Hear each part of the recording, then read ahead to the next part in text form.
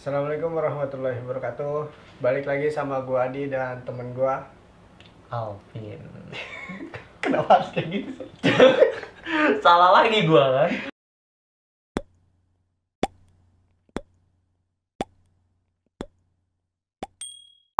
Sekarang tuh gua pengen ngebahas suatu hal yang sebelumnya sih gua udah pernah bahas sama temen gua si Fikri. Ntar videonya gua taruh di atas ini. Yang gue pengen bahas kali ini tuh hampir sama atau menyinggung video gue sebelumnya sama si Fikri. Dan gue juga pengen ngebahas lagi sama si Alvin. Sini, gue kenal lu dari mana sih, Pin, awalnya? Awal itu kalau nggak salah dari Majelis Rasulullah. Ya. Waktu pas kita itu ngebantu. Oh ya, awalnya dari situ. Dari situ terus kenal, minta nomor WhatsApp, terus Ya. chat-chatan, terus sering majelis bareng, terus datang bareng, ketemu, selesai majelis ya kita ngopi-ngopi lah. Ya. Terus Nah, gue kenal Alvin tuh kira-kira dari situ. Terus sampai sekarang lah gue kenalnya dia. Dan lu juga punya channel YouTube ya? punya channel YouTube. Nah, dia juga channel YouTube, ntar gue taruh di deskripsi bawah. Mantap. Nah, sebenarnya lu, Pin, ikut-ikut majelis awalnya dari mana sih? Gua awal ikut majelis itu dari bokap gua sih. Oh, dari bokap. Bokap gua waktu itu ngajak gua cuman pengajian biasa kecil itu di Condet. Itu setiap malam Jumat ya baca yasin, tahlil, udah selesai pulang. Terus dari situ gua punya kayak hati gua tergerak, di sini apa sih? Oh ya. Itu Kayak- waktu lu masih kecil, SD, SMP, SMA? Kita kalau ngaji dari situnya itu dari SD. Dari SD. Kenal majelisnya itu SMP. Di situ gua mulai kayak cari tahu majelis apa, Ya. kayak majelis ini apa sih. Pas gua cek-cek di website gitu, Google, ternyata majelis itu kayak perkumpulan Iya. sama orang-orang soleh, dan di situ menurut gua khasiatnya wah banget. Ya. Dan makanya gua sampai sekarang pun, detik ini pun gua masih ikut majelis walaupun ada wabah corona. Ya. Gitu. Tapi menutup kemungkinan nggak sih Apa? untuk orang yang kan lu dari bokap lu. Nah, kan ada beberapa orang yang nggak tahu majelis. Bahkan mungkin nggak pernah duduk di majelis. Nah, yang orang-orang yang kayak gitu tuh menurut lu ada kemungkinan untuk dia bisa nggak? Menurut gua ada, tergantung dari orangnya sendiri. Kan misalkan lu nih, misalkan nggak tahu apa-apa, Ya. tiba-tiba lu majelis nih. Karena menurut gua itu dari lingkungannya dia, Ya. temennya dia, kayak temen dia majelis nih. Semakin penasarannya dia, berarti semakin keinginannya dia buat ikut majelis gitu sih. Dan menurut gua orang yang nggak tahu apa-apa itu biasanya hidayah langsung datang dari Allah. Oh, Gitu. nah tapi ketika lu ketemu sama Habaib, lu awalnya tahu nggak sih Habaib itu kan zuriyahnya Rasul, keturunan dari darah dagingnya Rasul itu sendiri. Nah, awal lu kenal para Habaib itu awalnya gimana? Awalnya itu sebenarnya ikut majelis dari Majelis Nurul Mustafa dulu tuh. Dari NM. Dari NM, itu NM udah dari SMP, terus vakum gara-gara sekolah belajar gitu dulu di fokus. Ya udah akhirnya nggak ngaji lagi. Terus ada nih nama salah satu majelis yang menurut gua sama aja semuanya majelis, tapi menurut gua akhlaknya, adabnya diutamain. Ini menurut gua bakal hadirin terus sih itu majelis Rasulullah. Nah, tapi ketika lu tahu nih, maksudnya kan dalam artian gua nggak tahu nih siapa nih pemimpinnya. Terus lu tahu dia Habaib. Nah, lu bisa mempercayai itu Habaib itu. Kalau mempercayai habaib atau itu kan dari nasabnya, ya, dari ilmunya dia, dari adabnya dia. Kayak misalkan kita kan nggak tahu nih, bisa aja orang yang kita maksudnya Palsu. baru, ada yang palsu, ada yang asli. Maksudnya orang yang kita baru aja kita lewatin saja itu habaib, karena kita kan nggak tahu. Nah, biasanya kita ngelihatnya itu dari adabnya, dari akhlak. Pas lu udah tahu nih para Habaib, lu udah sering ikut majelis. Nah, untuk lu pas tahu step untuk haul, nah kan ada mungkin menurut gue pribadi ya, awal-awal gue ikut majelis kan gue pun nggak tahu haul itu apa. Terus ikut ke sono, makin ke sono, ikut haul sini. Nah, haul yang pertama kali lu datengin dan lu tahu haul itu apa? Haul yang pertama gua datengin, yang pertama itu dalam kota atau luar kota? Dari awal lu ikut Dari haul? awal itu ya Habib Munzir. Habibana. Habibana Munzir. Dan pertama gua ziarah wali itu Habibana Munzir. Baru dari situ lu mulai. Baru di situ mulai. Apa sih itu haul? Iya. Ternyata haul itu kan kayak mendoakan kepergiannya dia. Itu sih. Jadi lebih ke mengupas kisah-kisahnya dia, Kisah-kisahnya dia, ilmunya dia.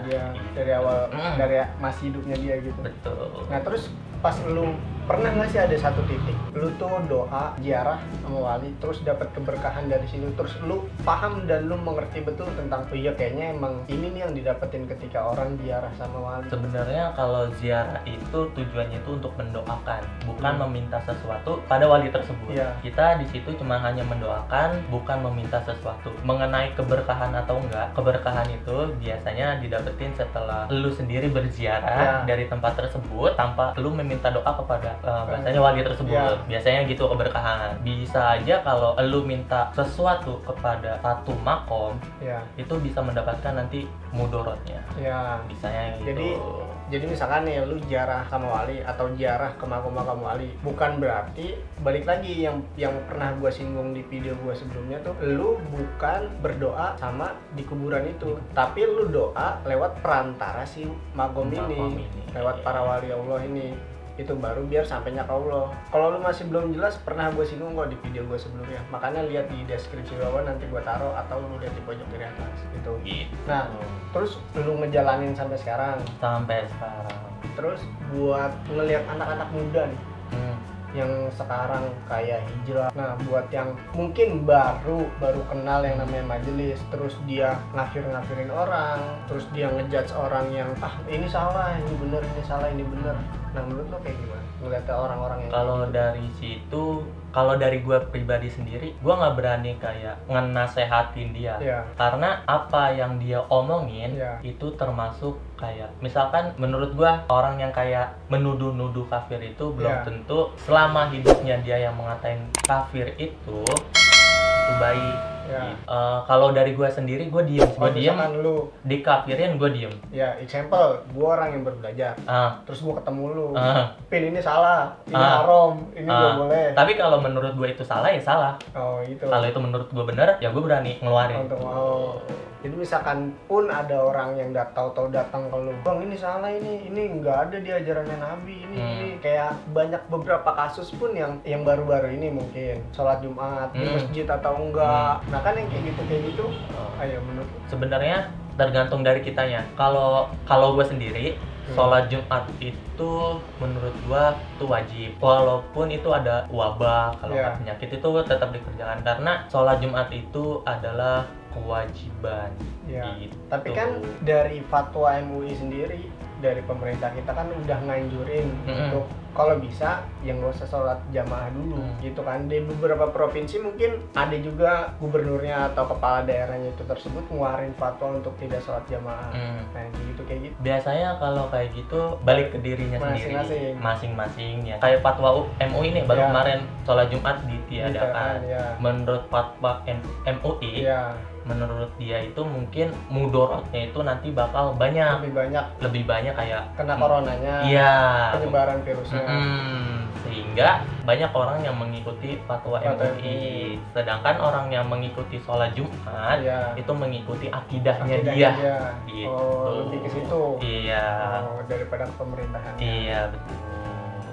Nah, untuk perjalanan haul sendiri, lu pernah nggak sih dalam satu kasus duit lagi nggak ada, misalkan waktu lagi mepet sama gawean, atau waktu itu sedang lu lagi pengen UN lah, atau pengen ujian apa segala macem, tuh yang kayak gitu lu ngelaluinnya tuh dulu kenapa lu ada, emang sih terkadang gila, kita lebih mikir gilanya kebanyakan kalau secara logis.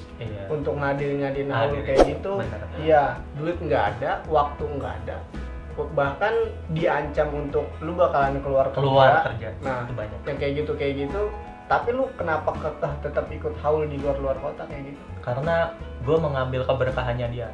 Lu duduk bersama orang soleh pun, duduknya aja walaupun lu duduk sampingan nih, itu ilmunya nyampe cuy. Itu ilmunya nyampe. Walaupun orang sebelah lu wali, dia nggak nyampein apapun, itu nyambung ilmunya, karena lu duduk sama itu gitu. Itu yang menjadi dasar yang bikin lu nguatin untuk pergi haul. Dan pernah gua kejadian waktu SMK itu, jadi gua kereta itu berangkat jam 7 pagi. Gua otomatis berangkat itu jam 5 subuh. Setelah sholat subuh itu gua berangkat naik kereta. Gue belum punya motor di UI. Kereta UI. Terus gue berangkat di Manggarai. Oh, transitnya.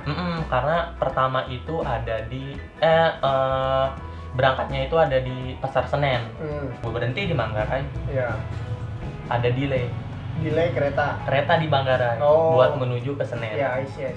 Akhirnya gue panik, Terus gue hubungin yang namanya ya Bang Arif. ya Bang Arif, gimana kayak gini itu pas mau ziarah ke Tegal dan Cirebon.